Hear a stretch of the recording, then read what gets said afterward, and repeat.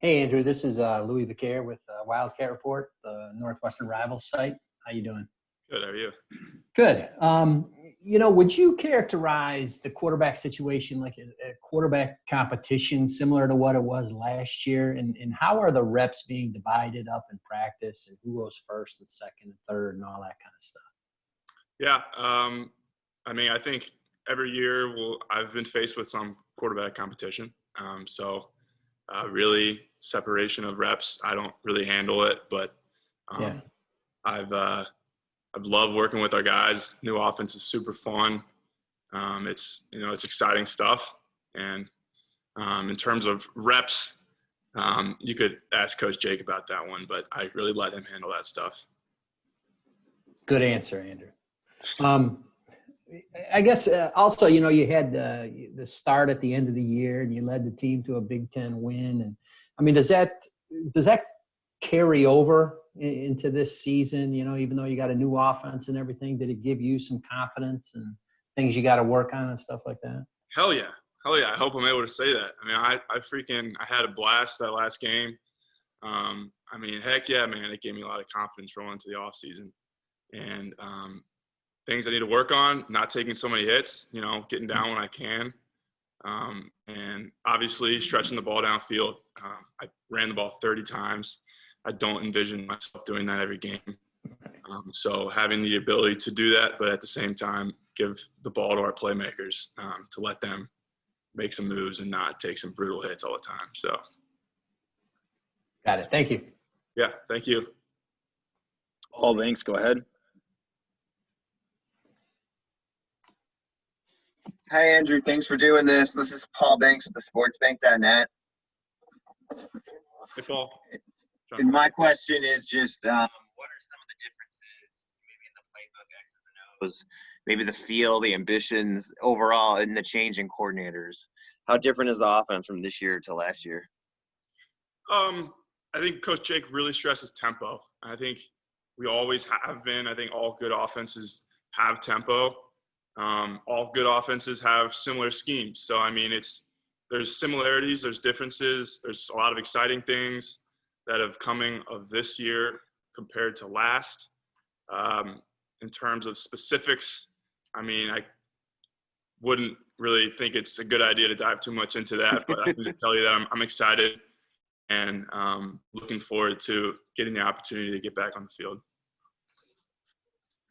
Thank you. Yeah, thank you. Jack, go ahead. Hey, Andrew. Hope you're doing well. Thanks for doing this.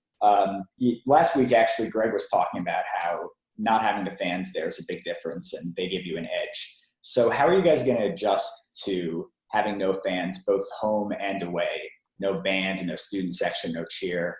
How do you create your own energy?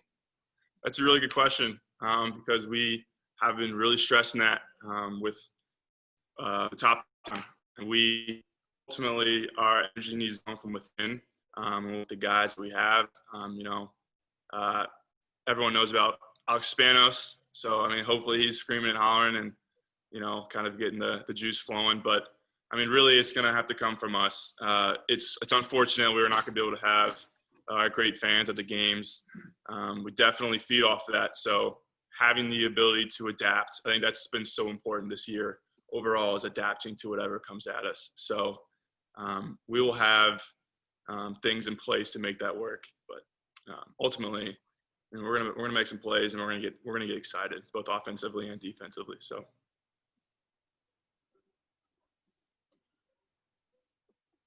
William, go ahead. And just a reminder to everyone, please say the media outlet you are representing.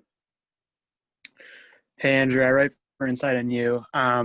You've touched on it a little bit, but I guess I'm just wondering if you can dive more into how has your approach changed heading into the quarterback competition from last season into this season? How has it changed?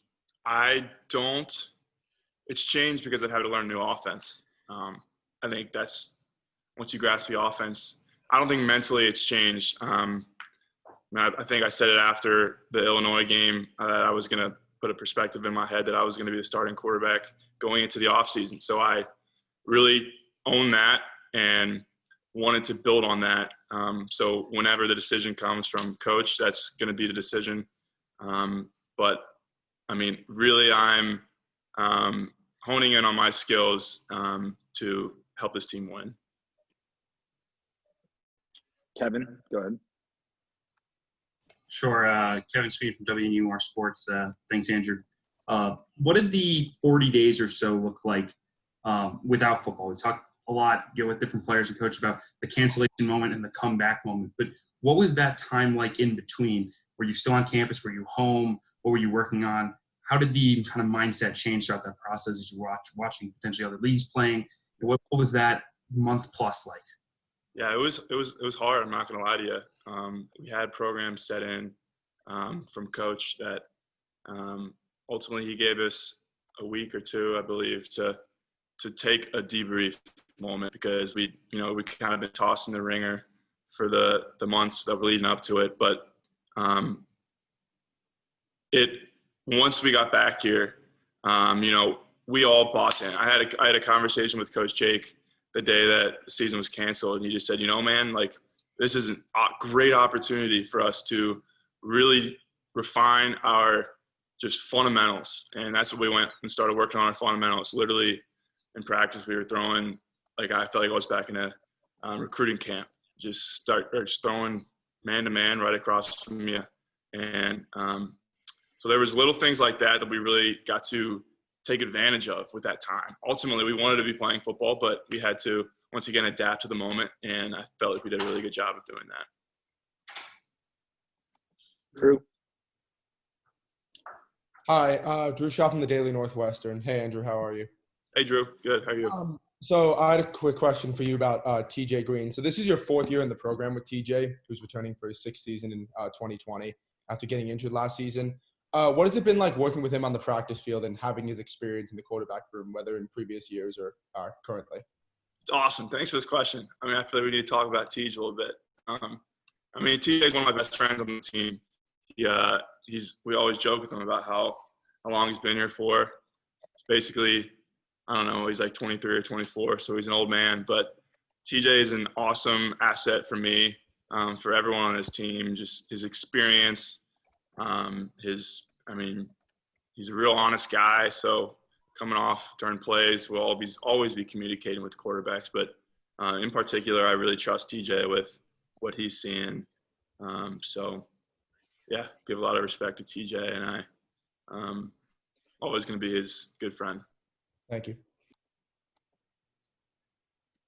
Andrew, any thoughts about you and Peyton both being from Cincinnati and competing for the starting position? Is it just another player, or do you ever talk about Cincinnati stuff like the Reds, Bengals, anything? Yeah, we talk about it all the time.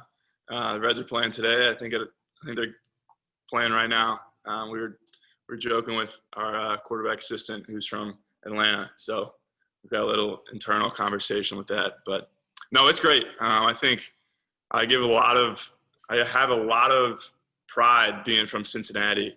I think that Cincinnati guys are hard-nosed, and you see that in Peyton, and I would hope that you'd seem similar in me. But it's definitely, it's nice to have another Cincinnati guy there. Definitely crack some jokes, talk about the Bengals, Joe Burrow, how he can win the Super Bowl coming up. But yeah, it's a lot of fun stuff. It's good having Peyton in the room.